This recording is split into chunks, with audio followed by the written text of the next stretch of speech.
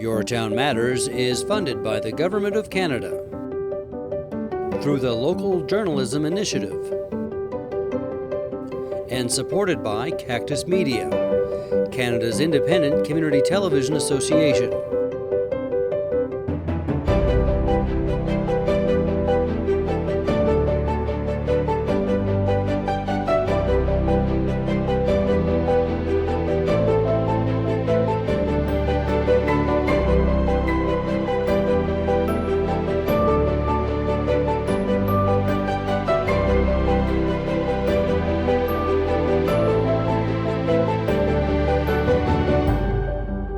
I'm Vicki Hogarth and welcome to Your Town Matters. My guest today is the Mayor of Grand Manan, Bonnie Morris. Thank you for being here today, Bonnie.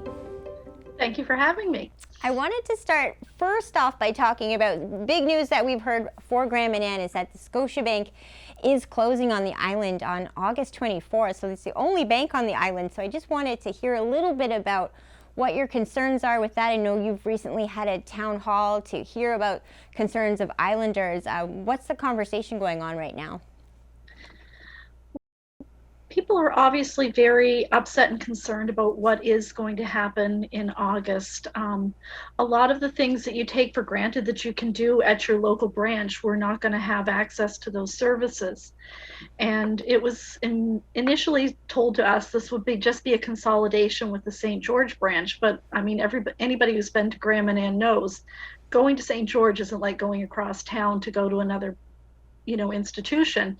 It's literally an 8-hour trip round by the time you leave the island with the ferry connections, which that just makes it completely impractical for a lot of our seniors who are still very much, cash driven in the way they run their day-to-day lives.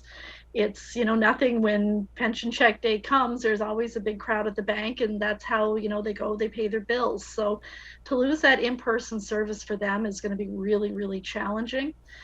For our business community, we have fishing and tourism, which are very, there's a lot of cash transactions in both of those industries. And even like our grocery store, convenience store, hardware store, just, the everyday change, coinage, those sorts of things, and the daily deposits, that becomes that much more challenging for them. And people are really struggling to figure out how they're going to make that work after April or August 24th. And what happened at the town hall? What was the general feedback? Are there any ideas on the table to find a solution that could be better than having to go all the way to St. George to do banking? Well, certainly as a village council and as a community as a whole, we're really racking our brains. We're reaching out to any contacts we might be able to come up with at other financial institutions. We're looking at credit unions to see if there is some sort of alternative that we can come up with that would at least provide some of the services that we need here on the island. Short of that, we're hoping that maybe even an ATM, which we don't have at this point. We are literally looking at August 24th becoming a cashless society, for lack of a better way of saying it. And really that down the road, that might be where we're all headed, but I don't think in 2022 anybody's ready to go completely cashless at this point. So yeah, we're looking for alternatives. We don't have anything definitive yet, but we're certainly continuing to rack our brain, and hopefully we'll be able to come up with something before summer. I know that some Islanders have put already a positive spin on it. Joan and Roger Morris, I saw a video they've done. They wrote a song about trying to keep that. Any relation to you, Bonnie? Distant cousins, but no, they are they're great at keeping people's spirits up throughout the pandemic. They've had different little songs and ditties, and they're really great to follow them on Facebook, that's for sure. Well, I should let people know at home that are watching, we've shared their video on our CHCO page, and it's really very enjoyable. It's such a spirit, an Islander spirit to it, taking a bad situation and trying to make some change in a positive way with it. Another thing I noticed is there's also a petition. How are you hoping that petition has an impact on the future of the bank? I think we're just hoping that, it's one more way for people to show their support for the community, for the bank here. And we're just looking at any and all alternatives that we have to try and A, bring attention to the plight that we find ourselves in, and B, to try to find solutions. And so anything we can do to get the word out, hopefully that's one more tool that will help us with that. Right, and you mentioned the challenge for seniors. I know I myself require going to a bank in person a lot of the time, and and Campobello, with just having an ATM, faces similar challenges. So I can imagine you're already navigating many concerns of islanders for this potential situation. Oh, for sure. And I think that that was one of the frustrations with the town hall, is that it was a very scripted response that we got, which I think we were kind of expecting. But really, as far as tangible alternatives for the people who are cash dependent, there really wasn't anything there as far as solutions for that. So, you know, virtual works for a lot of people, but there certainly are a lot of people that, you know, doing mobile banking or, you know, telephone banking, it just isn't going to work for them. And so those are the people that we really need to try to help out, because they are a very large segment of our population. I think also it takes away from, with Grand Manan, you're used to going to Grand Manan, and even though it's an island and it is a bit of a journey to get there, it feels very self-contained. But I know you've also experienced, not necessarily, I don't want to say losses, but you've had a dental clinic close because of retirement, a funeral home. So how are you adjusting to those changes, particularly, you know, in the time of COVID-19, where you don't necessarily see other people stepping up to take the place of those businesses? What are some of the losses you've experienced and places you're looking to grow going forward? I think you've hit the nail on the head with two of the big ones, particularly during COVID. I mean, it's made it that much more challenging, you know, even when you look at things like our ferry service, where, you know, you're trying to keep numbers down, keep people distanced on the ferry, but now everybody has to go away for dental appointments, and it's, you know, increased the traffic that much more. We're looking for alternatives. We're fortunate, our pharmacy here on the island recently changed hands, so we have a new, younger owner, and he's very enthusiastic about trying different things and having maybe a clinic style set up there, for lack of a better way of describing it maybe.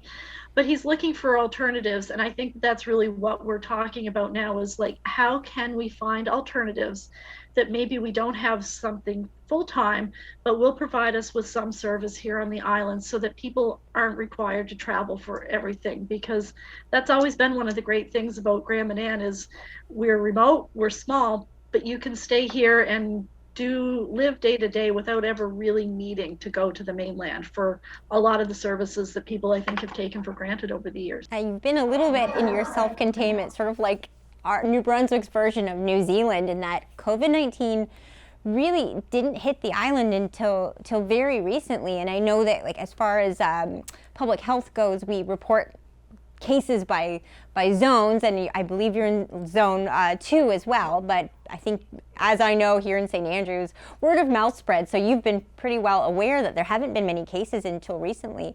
Can you tell me a little bit about the experience of being mayor during this time, and how the island was able to keep cases so non-existent until so recently in the Omicron wave? We had no known cases up until December. And I think very bravely, people who were diagnosed in December went on social media and said, just so you know, this is true, this is what's happened. And I think it took a lot of the stigma off for people about saying, you know what, I think I've got symptoms, I'm going to get tested, maybe I do too. And people have been very open about it, and very supportive of people too, reaching out to see if there's anything they can do to help. So we were very fortunate, I think, that we made it this far, that when it finally did hit Grand Manan, it was a variant that seems to be a little bit more mild. And, you know, with the outbreak in the nursing home, they were all vaccinated. Most of them all had their boosters. So when it did, even though they had the outbreak and everybody was obviously very concerned, it didn't impact the residents there like it could have maybe even 18 months ago. So very fortunate that the timing worked out the way that it did. I'd be remiss if I didn't give a big shout out to the staff at the nursing home. They have really gone above and beyond, as they always do, but I think even more so over the last couple weeks, with the extra precautions and with the residents isolating and so many out sick. It's just been unbelievable to see how they've carried on and kept things operating. So a big shout out to the people up there. And obviously, yeah, when you see those numbers at first, it is, like you said, it's that stigma of getting used to this new Omicron wave, where we are going to know lots of people that have it now. And I know when I first read 23 of 28 residents, but then, you know, you read further along and say, but they're all doing well because of vaccinations. It was a relief. And are you finding that the island they're good about talking about it, keeping the conversation everything about COVID-19, everyone in the know, so that we can get rid of the stigma and navigate this fifth wave? I think so. Because there were so many at the nursing home and so many, workers that were there, and then you get the spread out from that, from their family and all of those things. There was a big, wider impact. And while we don't know the numbers, I think everybody's very, it is what it is. Oh, you had it. How far into your isolation are you? How you feeling? It's like having a cold or the flu here now in a lot of ways. So I think it has taken some of that stigma off, which is a good thing. Right. And how is council proceeding? I know that you've adjusted to doing the Zoom meetings and whatnot, as we do when there are level changes. And even though the province is going back to level 2, will Zoom still be a reality for how you do your meetings for a while? It will be, as long as we're in level 2. Our council room isn't large enough so that we can sit 6 feet apart if all of us are there. So we'll continue on Zoom until those restrictions change. Zoom is challenging sometimes, with internet connections in rural communities, as everywhere, but we're making it work, and we're all anxious to be back in the room together, because I think it is a different dynamic when you are together versus on the screen. But at least we are managing to continue doing business, and we have more and more people are getting their own devices, and I think it's been, in some ways, I think it will make things easier to do from Graham and Ann in the long run, like this interview, exactly. For example. I was going to say. Here we are doing this without having to travel and having all of those other disruptions. So yeah, we're anxious to be back to some normal, but we'll do this while we have to. I would ask you about, which I've been asking so many mayors about recently, is municipal reform, but it doesn't seem to be having. You're one of the areas of New Brunswick that isn't going to be really touched by this. Is that somewhat of a relief? For sure, it's a relief. We did amalgamation on Graham and Ann a little over 25 years ago, and we were cited as an example of how amalgamation can work. We were 3 villages and I think 3 local service districts at the time. And there was a huge transition from, being, everybody had their own identity as their own village, to being one island as Graham and Ann. But looking back, I think really it has been a huge benefit for us to be one community, one entity, one council.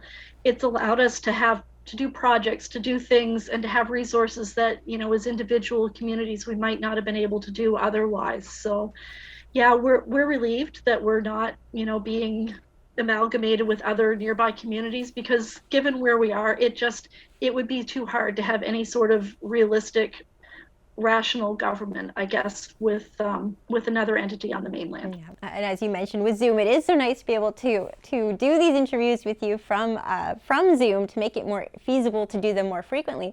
I was just remembering the last time I saw you in person was actually at Park Place Retreats, Hunter Park, a young Islander who started up this amazing new business. And I'd love to talk to you about some of the positive that you've become mayor in a time that's obviously very, very uncharted territory for the whole world. But Graham and Ann has also had new businesses develop at this time. Can we talk a little bit about someone like Hunter Park, who is making a new business venture on the island, and how the island sort of surpassed what we thought would be, an irregular tourism time, to actually grow and expand, and also invite a lot of New Brunswick tourists to the island who may not have discovered it before?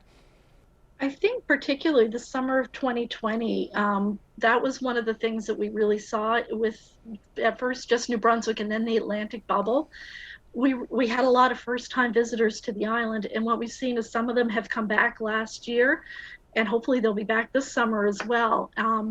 We have some really young, you mentioned Hunter, there's others, young entrepreneurs, people who are really enthusiastic about the community, about tourism, and about how we can promote what Graham and Ann has. We really are a unique little spot, or I think so. It's, you can come here and it is like visiting somewhere else, but it's still, we're self-contained. You can come here and we still have restaurants and stores and all those things.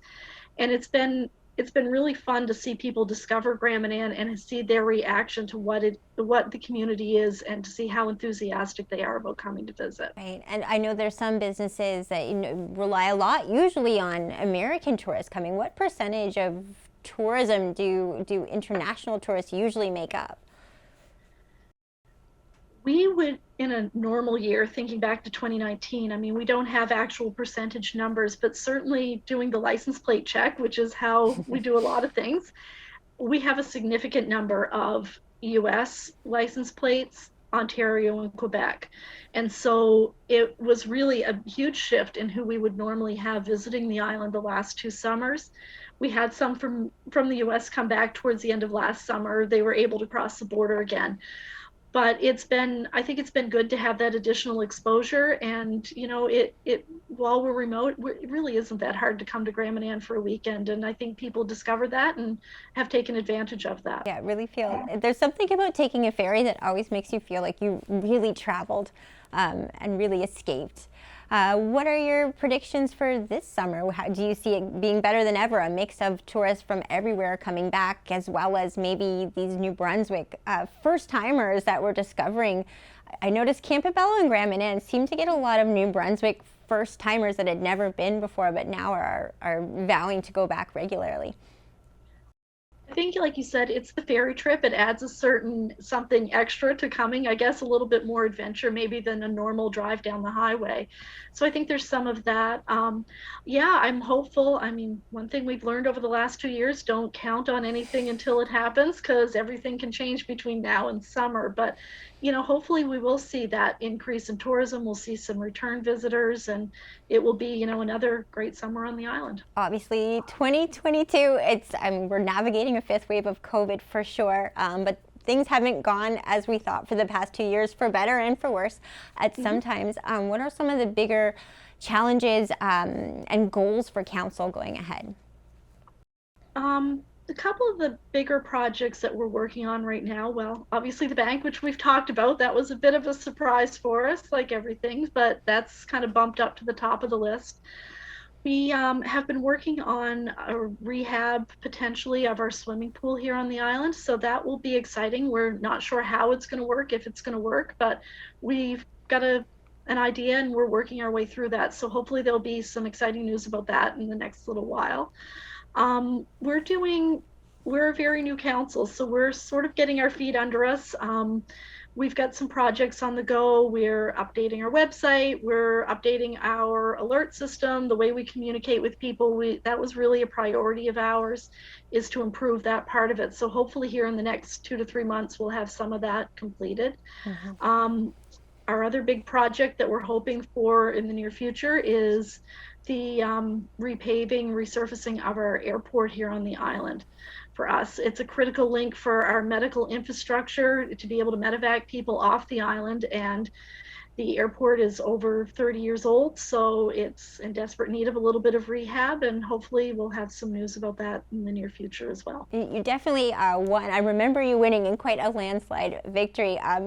Has it been a challenge, though, to be mayor in a time like this? How has it gone for you?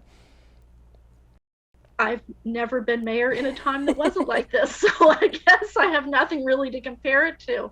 I think, like anything, it was going to be challenging no matter when. It's just a matter of how do you adapt to the change and how do you deal with the change. And I'm very fortunate. We have such a good group at the council table, our staff in the office. Everybody is really, they want to work together as a team.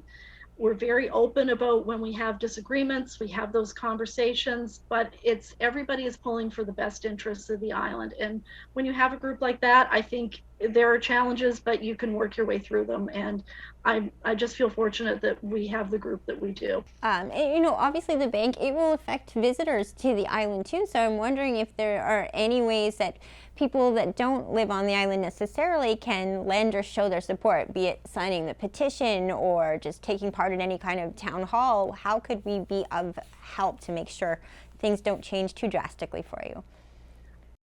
I think the petition is a first step. As council, we're putting together a couple of things that hopefully we'll have a little bit more information on. So if people are on social media, follow our Facebook page and we'll have some updates there. And we have a couple of things, like I said, that we're just putting final touches on, and hopefully we'll have some ways for the public to engage and help us, because we really do need what help we can get on the bank situation. Obviously, we've been facing some big winter storms lately too. There always seems to be an extra emphasis on Grand Manan, though. How is winter in general going for the island? We've had a run of it like everybody. We had power outages, I think 3 weeks ago. The weekend storms are all running together, but I think it was 3 weeks ago. We had significant outages here on the island. NB Power had to send another team over from the mainland. They were between the outage on Whitehead and then on the main island, had a lot of trees down. Those linesmen, they work in some conditions that are unbelievable to try and get power back, but we had some homes that were out for 36 plus hours, so it was a long time in the cold.